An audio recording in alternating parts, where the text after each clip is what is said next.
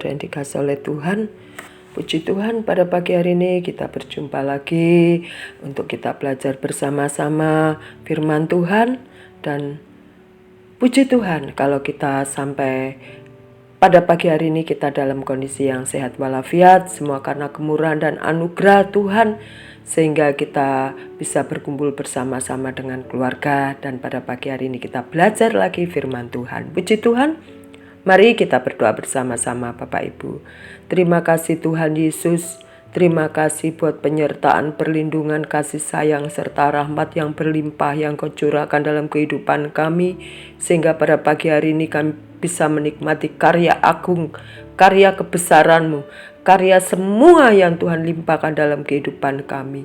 Karya yang terbaik yang Kau berikan dalam kami Bapa. Terima kasih, tenangkan, teduhkan hati dan pikiran kami, supaya apa yang kami renungkan pada pagi hari ini semakin membuat kami erat dengan Engkau. Di dalam nama Tuhan Yesus, haleluya, amin.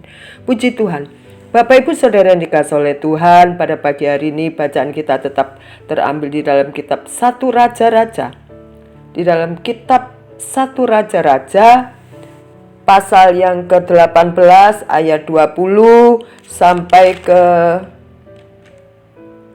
46 Bapak Ibu. Tetapi saya akan membaca, kita akan belajar dari ayat 20 sampai 46 saja. Bapak Ibu Saudara yang dikasihi oleh Tuhan, pada saat Elia setelah dari tepi sungai Kerit dan dia berjumpa dengan janda Sarfat, selanjutnya Raja Ahab, dikatakan di dalam pasal-pasal selanjutnya bahwa Raja Ahab ini adalah raja yang tidak mengenal Tuhan, raja yang jahat. Obadja sebagai hamba Tuhan yang saat itu bisa menyelamatkan 100 nabi-nabi disembunyikan di gua di gunung, sehingga Obadja waktu itu dipanggil oleh Raja Ahab. Obadja dijadikan kepala istana di kerajaan Ahab. Waktu itu suasana musim sedang kemarau, sehingga mengalami ternak kelaparan, tidak bisa makan karena tanaman padi tidak tumbuh karena tidak ada turun hujan.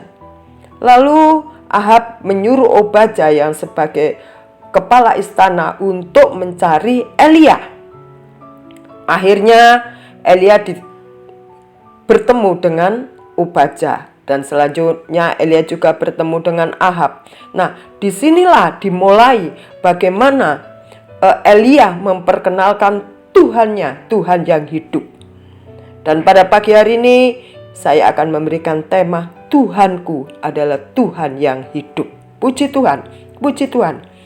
Di dalam bacaan ayat yang ke-20 pasal 18 Elia di Gunung Karmel, bagaimana Elia ini harus bertarung melawan 450 nabi-nabi palsu, di mana para nabi-nabi itu menyembah Baal, menyembah patung, menyembah berhala. Ayat 21 dikatakan begini Bapak Ibu. Lalu Elia mendekati seluruh rakyat itu dan berkata, "Berapa lama lagi kamu berlaku timpang dan bercabang hati? Kalau Tuhan itu Allah, ikutlah dia. Dan kalau Baal, ikutlah dia." Tetapi rakyat itu tidak menjawabnya sepatah kata pun. Lalu Elia berkata kepada rakyat itu, "Hanya aku seorang diri yang tinggal sebagai nabi Tuhan. Padahal nabi-nabi Baal itu ada 450 orang banyaknya." Wow, puji Tuhan, tidak bisa dibayangkan seorang Elia harus berhadapan dengan 450 nabi-nabi Baal pada waktu itu. Bapak Ibu Saudara yang dikasihi oleh Tuhan, disinilah dipertaruhkan atau ada suatu pertarungan yang hebat antara Tuhan dan nabi-nabi palsu itu, di mana mereka menyembah Baal. Kalau kita lihat di dalam ayat yang ke-30, Elia harus mempertaruhkan dengan nabi-nabi yang berjumlah 450 itu begini katanya. Kata Elia kepada seluruh rakyat itu, datanglah dekat kepadaku. Maka mendekatlah seluruh rakyat itu kepadanya, lalu memperbaiki mezbah Tuhan yang telah diruntuhkan. Jadi di dalam pertarungan itu, nabi-nabi itu yang menyembah Baal, mereka mulai memanggil Tuhannya. Sampai dia menoreh-noreh badannya, dipanggil tetapi tidak pernah muncul. Dengan mengatakan, ya Baal, jawablah kami. Tetapi tidak ada suara, tidak ada yang menjawab. Sementara itu mereka berjingkat-jingkat di sekeliling mezbah yang dibuat mereka itu. Para nabi-nabi memanggil Baal, Baal. Tidak datang, tidak menjawab. Karena memang itu adalah Tuhan yang mati, patung. Maka Elia menyuruh rakyat untuk memperbaiki mezbah yang mendekat kepadanya, lalu memperbaiki mezbah Tuhan yang telah diruntuhkan oleh nabi-nabi itu. Kemudian Elia mengambil 12 batu menurut jumlah suku Yakub. Kepada Yakub ini telah datang firman Tuhan, engkau akan bernama Israel. Ya. Lalu setelah itu bagaimana? Sesudah itu ia berkata, maksudnya Elia, penuhilah 4 buyung dengan air dan tuangkan ke atas kurban bakaran dan ke atas kayu api itu. Kemudian berkatalah, buatlah begini untuk kedua kalinya. Dan mereka berbuat begitu untuk kedua kalinya. Kemudian katanya, buatlah begitu untuk ketiga kalinya. Dan mereka berbuat begitu untuk ketiga kalinya. Sehingga air sekeliling mezbah itu, bahkan parit itu penuh dengan air, meluber, banjir. Bapak Ibu Saudara yang dikasihi oleh Tuhan, kemudian Elia mempersembahkan kurban petang. Tampillah Nabi Elia dan berkata, ya Tuhan, Allah Abraham, Ishak dan Israel, pada hari ini biarlah diketahui orang bahwa Engkaulah Allah di tengah-tengah Israel, dan bahwa aku ini hambamu, dan bahwa atas firman-Mu lah aku melakukan segala perkara ini. Jawablah aku ya Tuhan, jawablah aku supaya bangsa ini mengetahui bahwa Engkau Allah ya Tuhan, dan Engkaulah yang membuat hati mereka tobat kembali. Apa yang terjadi Bapak Ibu? Lalu turunlah api Tuhan menyambar habis korban bakaran, kayu, api, batu, dan tanah. Bahkan air yang dalam parit itu habis dijilat oleh api. Ketika seluruh rakyat melihat kejadian itu, sujudlah mereka serta berkata, Tuhan, dialah Allah. Tuhan, dialah Allah, kata Elia kepada mereka. Sehingga Elia mengatakan, tangkaplah nabi-nabi Baal itu, sebagai seorang pun dari mereka tidak boleh luput. Lalu yang dilakukan Elia adalah membawa 450 nabi-nabi palsu itu ke sungai Kison dan menyembelih di sana. Bapak Ibu Saudara sekali, wow, sangat ngeri sekali. Ya. Tetapi kita melihat di sini bagaimana Elia itu dalam kondisi yang begitu tertekan, begitu terdesak, begitu terhimpit, dia tetap mengedepankan, tetap mengumandangkan Tuhan itu, Allahnya yang sudah menyelamatkan dia, Allahnya yang sudah menyertai dia, Allahnya yang selalu menolong dia. Bapak Ibu Saudara yang dikasihi oleh Tuhan, masing-masing kita tentu mengenal Tuhan dengan baik. Sudah menolong kita, sudah menyelamatkan kita, bahkan selalu memberi pengampunan atas dosa-dosa yang kita lakukan. Tetapi terkadang kita tidak sadar dengan aktivitas kita yang padat, dengan kesibukan kita mungkin yang menjadi persaingan Tuhan dalam diri kita bukan kita menyembah kepada ilah-ilah lain. Kita tetap setia kepada Tuhan. Kita tidak berbelok kepada Tuhan yang lain. Tetapi kita lupa. Kita telah membuat persaingan Tuhan dalam kehidupan kita itu yang membuat itu diri kita sendiri dengan aktivitas yang begitu padat. Begitu seakan-akan tidak ada waktu lagi untuk kita bersekutu dengan Tuhan. Kalau anak kita datang ingin mengajak kita bermain-main, kita bilang, tunggu dulu, papa masih sibuk. Tunggu dulu, mama masih menyelesaikan ini.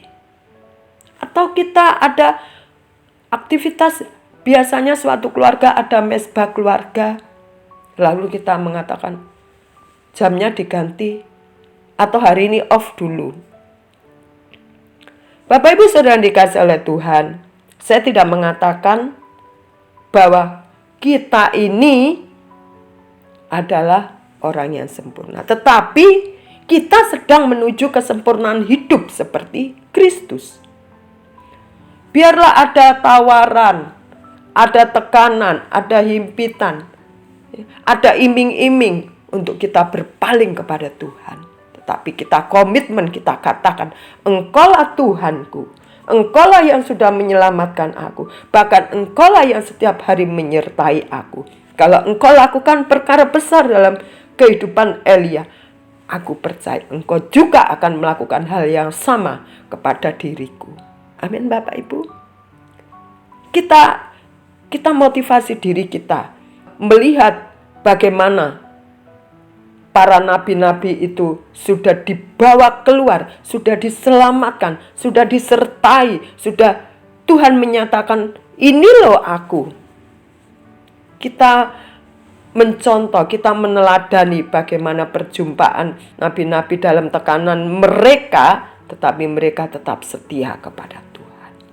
Selain tentu panutan kita yang utama adalah Bapa kita. Oleh karena itu, Bapak Ibu Saudara yang dikasihi oleh Tuhan, biarlah pada pagi hari ini kita belajar kepada Elia. Ada begitu berat hidup yang dihadapi. Dia harus bertarung melawan 450 nabi lain. Tetapi dia berani bertarung. Dia berani mempertaruhkan dirinya untuk menyatakan bahwa Tuhannya ini adalah Tuhan yang hidup. Sehingga Nabi Elia berkata, Tuhan, dialah Allah kepada orang-orang, kepada rakyat yang saat itu sedang menonton pertarungan Elia dengan 450 nabi. Sehingga mereka melihat, mereka tercelik bahwa Tuhannya Elia adalah Tuhan yang hidup. Puji Tuhan. Bapak Ibu Saudara yang dikasihi oleh Tuhan, biarlah hari lepas hari, minggu lepas minggu, bulan lepas bulan, tahun lepas tahun, kita terus melekat kepada pokok anggur itu, supaya kehidupan kita berbuah dan orang melihat, menikmati buah-buah pertobatan, buah-buah kehidupan kita, buah-buah pelayanan kita. Semata-mata itu adalah pekerjaan Tuhan dalam kehidupan kita yang sedang dikerjakan. Haleluya, puji Tuhan.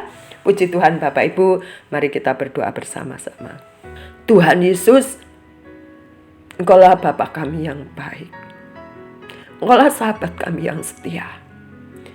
Di saat kami susah, Engkau memberikan penghiburan.